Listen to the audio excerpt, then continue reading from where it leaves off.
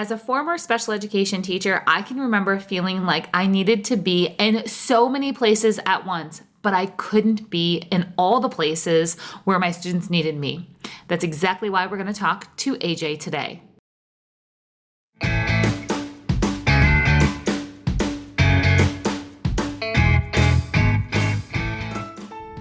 Welcome to the Special Education Inner Circle podcast. I'm your host, Katherine Witcher. If you sit at an IEP table, you belong here. For over 25 years, I've been helping parents, teachers, admins, and therapists build IEPs that work in the real world, and I can't wait to help you. Let's dive in.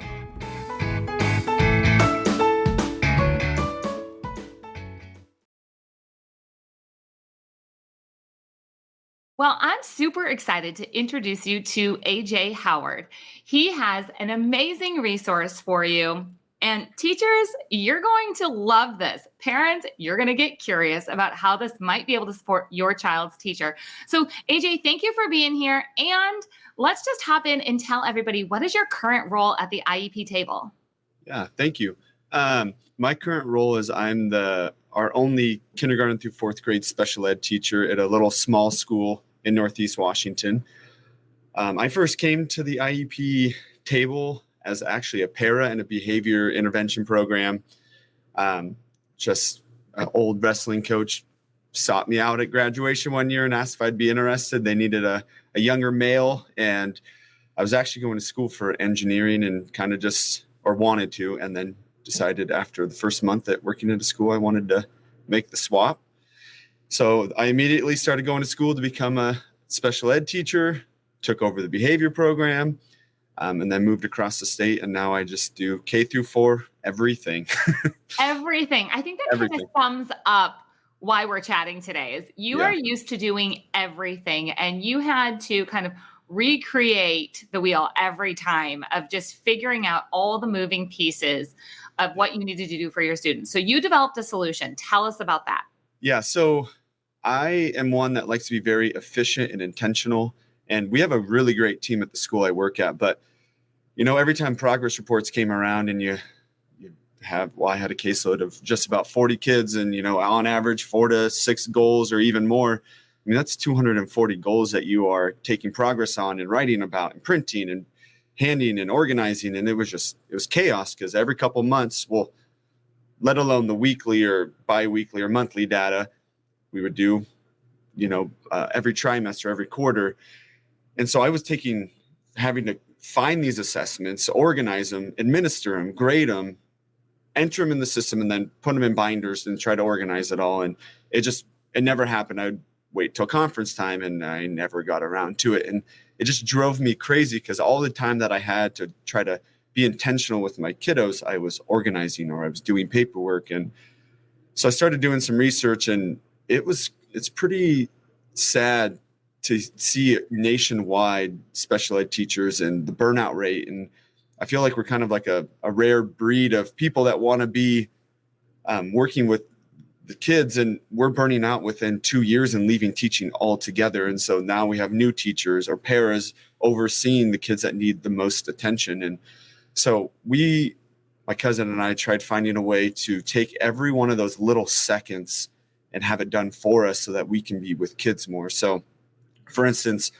one progress report session, I have, say, 240 goals that I have to check in on or monitor, see the progress the kids are making. Well, if it takes me 5 seconds to find one assessment for 240, that's roughly, what is that? A lot. Yeah, it's a lot of minutes. And that's just finding the assessment and then, making copies and walking to the copy room and walking back and then sitting with kids and making sure they don't talk or work together and that they do it by themselves. And I can't help them because it's an assessment. So now I just burned 30 minutes where I could have been with a kid who needed it. Yeah. And now I have to grade those assessments, and now I have to organize it. So every one of those steps times 240, and it's even just a couple seconds per step. Well, think about how many of those decisions or things you do in one day. You're now saving an hour or 2 hours doing the same amount of work, but it's being done for you, and you're getting better, higher quality data so that you can work with your students for those hours rather than doing the paperwork, but you're still getting it all done. So that's what I've does. I love that. Okay, so what is it called? So it's called tracked learning, TRACKED learning. Yeah. So I'm going to make sure that everybody has access to the links, that they know where to find this, because I know the teachers right now are like on the edge of their seat, like, yes, tell me where to get that, because I completely feel the same way, that I want to spend time teaching and I have to spend time doing all the paperwork, which is kind of this cycle that we get in, because then the parents need to see all the data and all the paperwork because they're not there during the day. They don't know what's happening. They Yeah. can't see that you're working and teaching. The data is what's supporting, like, I'm working, I'm teaching, the child's making progress. We can see this. We can, have tangible evidence that the child is moving from point A to point B. All these things are so important. And the struggle is real when you're talking about adding up those little seconds. And I love how you broke that down, because everybody says, I'm overwhelmed, I'm burnt out. And that's this kind of like umbrella statement. You're like, no, like every second counts that I can have with my students. So we have tracked learning. And I know that when we originally talked about track learning, you and I were kind of talking behind the scenes. You were telling me about a situation where you kind of summed it up as saying, like, I feel like I can be in like 8 different places at once. And I was like, that's what teachers want to feel like. They can be at 8 Yeah. different places at once. So can you explain how that works? Yeah. So we don't have a maximum amount of people that can be on an account. So we highly recommend that each teacher has their own account, and you can share your students within accounts, and everyone can take data. Like if a behavior intervention and a resource room teacher both have a kid on their caseload, well, they can both have their own accounts and track data, and it saves to that student's profile. But I've even had paras where they log into just my account, and when they're going around and they're working in small groups and they're working with kids in the library or in gen ed classrooms, they have their iPads or phones or whatever, and they're taking data for me as well, and I'm taking data with the groups I'm having. So it's however many pairs you have, essentially. Yeah, it feels like I'm in 8 places at once, and I don't have to individually be with every single student all the time, which just takes a ridiculous amount of time to do a good job. You can delegate that out to the people that you're working with, and then you can see it in real time. I could pop over to, Johnny's account and see his percentages change and his bar graphs being created and the anecdotal notes being taken by the para ed or by anyone else. I mean, you could have gen ed teachers log in and take data for you, especially for those like behavior, social, emotional situations. So yeah, you can be in multiple places at the same time. I love that. Yeah, we talk about that a lot inside of the Master IEP Coach program, of delegating duties within the IEP, because it falls all on the special education teacher, just kind of by nature of how our system is set up. But it's impossible for one person to do all the moving pieces of that. I know. Yeah, can do a good job. Exactly. That's important. I mean, that's like an assumption. We're like, yes, we're going to do a good job. Yeah. So tell me too a little bit more about general education, because that's a big piece. That's something that I feel really strongly about, is getting the general education teacher more involved in the actual IEP part, not just, general education in, inclusion of, let's just make sure everybody's being included in the classroom, but actually getting involved in the IEP, or being able to support the things that we can do through tracked learning through that IEP. So can you just share like another scenario of how this might work in gen ed? Totally. Well, gen ed teachers can even use this, but how it's used in like my situation is, we don't want my groups to end. So traditionally, like, it would shut down for testing, and we'd test all the kids and break into groups. But one thing is that we've done lately is the gen ed teachers want to do anything to help me to make sure my groups are going. And I want my groups to go, because the kids, they need that specially designed instruction. So all those times where there's like that 10-minute gap where they're like, oh, they're usually with you, or, whatever the situation may be. When I first started using Tracked, I would pull all of the kids, all my 3rd graders, come to 3rd grade time, and I'm going to test you on Tracked at the same time, because it's digital assessments that are auto-generated for the teacher. So the teacher selects the goals, or the special ed teacher and the team. Mm-hmm. And I just click generate. And for every goal that kid I assigned, I mean, we don't know the exact percentage, but it's a very high percentage. We have hundreds of auto-generated assessments for our goals. It's created in a fraction of a second for every kid. So now, instead of 20 minutes for Johnny, 20 minutes for Sally, 20 minutes for Jerry, and that's only just one goal each, they can be all assessed at the same time on every one of their goals that you can do digitally. Like reading, I still want to sit with them. But now that 20 minutes, I'm assessing, every one of the goals that they have. So it's just cutting back so much time. Well, that now isn't that much less specially designed instruction they're getting because that's during their small group time. So the gen ed teachers, like I said, we have a really awesome team. They have started doing it in the classroom. So I give them the login. And when they have these moments that they don't really know what to do or whatever, they're having the kids test for 10 minutes here and 5 minutes there and 10 minutes here. And I'm getting all the real-time data, concrete data. Like I can see their assessment, I can see how they're answering it. But now I have the time to go back and look at patterns on their assessments. Look how they answered it. Like, oh, double digit, they do fine with it. Single digit, they don't care how many numbers, triple, multi-digit. Where they're getting tripped up is just the carrying, or in subtraction, the borrowing. And so then I have time to go back and reteach and, or talk to the teacher and be like, hey, they actually get it. They're just making the simple mistake right here. This is what we need to hit. So now teachers are doing it in the classrooms, which means my small group instruction has hardly any hiccup. I was going from 2 weeks every trimester of making or finding assessments, administering, organizing, grading, typing progress reports. And now I can do it for my entire caseload within 3 days every time. That is mind blowing. Like that is mind blowing. And I do less work. And it's so hard to believe. I'm like, man, if someone told me I could get better, high quality data, more information, more people can help me, and I do less work, like that's got to be a scam. But this was even before we've added more features. We have a diagnostic that shows strengths and weaknesses, gives recommendations for goals. I mean, there's so many new features that if you use it at the smallest level, you can save hour, 2, 3 hours a week. And the more you dive into the program, you could save hours and hours a week.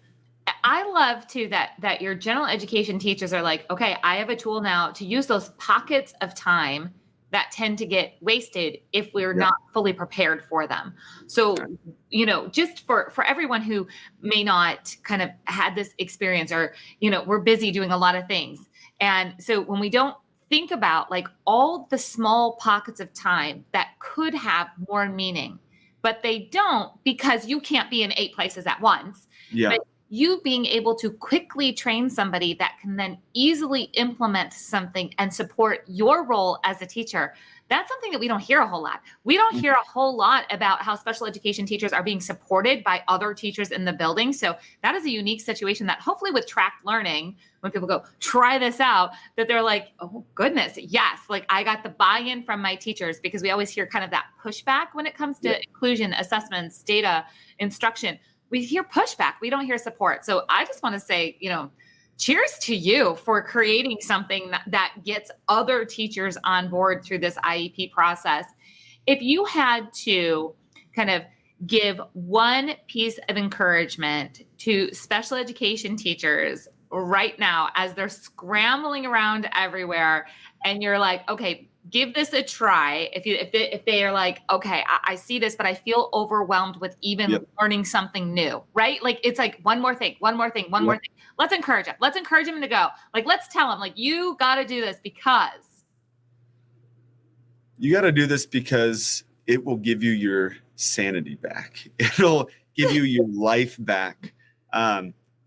I love to be home. I love to be with my family, but I want my kids, my students, to do the best that they can. And so I know that's where the pull is. And so many people get into, that like crazy cycle, and it's so stressful and you're so overwhelmed that you really can't think out of the box. But if you just take the few minutes really to start your account, just your name and your email and a password, and you start entering kids and goals, there's a lot of tools to even speed up that process. You're going to start collecting that data and saving that time immediately. Like I come when I have to, I leave when I can. I don't work weekends. I don't take things home. Yes, there's those crazy weeks where you have 5 IEPs that 1 week, but I have so much information now that instead of only adding the 6 goals that they have on their true IEP on track, I have them on 10 to 12 goals because it's so easy to track that information. So when it comes to their new IEP, okay, they were at single digit, but I've already messed with double digit, and I think we could actually push for triple. Like you have so much more information and data to back up what you're bringing to the table, and you have visual data to show it, to It's make those amazing. claims. Yeah. And That so is so much. you Like that just gain means that so time. much. I mean, you think of 10 seconds per task per kid. So say it's 30 kids. So you save 30 or 10 seconds. So that's 300 seconds. And then 6 decisions a day. We make way more than that. That's, what is that? A lot. Like we're just gonna say a lot. 18,000. I mean, like that is how many minutes alone? So let's just say 300. Oh, this is the teacher in you. For those of you that are listening and you're not seeing, I'm telling you, like the calculator has come out. That's like 30 minutes. And that's saying we make 6 decisions. We make and do way more than that for all the kids on our caseload. Well, that's 30 minutes in one day. My kids didn't have to come to summer school. They didn't have to stay late for tutoring. That's just reallocating the time they already have at school to be more intentional. Yes. And you can do that like in I'm minutes. going to talk to the parents. I'm going to talk to the parents for a minute. I want to talk to the parents because we have a lot of parents that listen also. And if the parents are like, this is great, but how do I get this help for my teachers? You need to share this resource with the teacher. It's as easy as a conversation to start to introduce it. It's not something that you wait for the IEP meeting and you kind of like throw it out there as a surprise, like, hey, let's do track learning. I heard about this thing. Don't do that. Have a conversation with your teacher and say, you know what? I heard about this. Here's the link. I don't know, but possibly could this be helpful for you? If we had parents that could share that with teachers, this would help bring the solution to more IEP teams. And I've, logged in and I'm not in the classroom right now. So I made up my, student in there and I'm clicking around and I'm figuring out. And I was like, oh my goodness, I see it. I see how this can be fantastic. So I want to encourage parents. If I understand, you can't do all the things and fix all the problems that are happening at school. But what you can do is, in addition to all the IEP strategies that we talk about all the time, you can bring some new solutions to teachers who are feeling exactly like how AJ said, like burnt out, overwhelmed, overworking, and they need to have this line between home and school, but they want to take care of your child so bad that they're giving up, their family time to do that. So bringing a solution saying, hey, like, I don't know, maybe this could be helpful. That would be such a win. So I just want to encourage all the parents to do that. So AJ, I just want to say thank you for being here. We're going to make sure everybody has the link. And again, I cannot just express the gratitude that I have for your creativity and your innovation and just building this solution. You didn't just think about it. You went out and you did it. Like you built something that has a solution. So just thank you so much for your dedication to special education. Yeah, thank you. I'm glad for the team that I have. Absolutely. All right, everyone. We'll talk to you next time.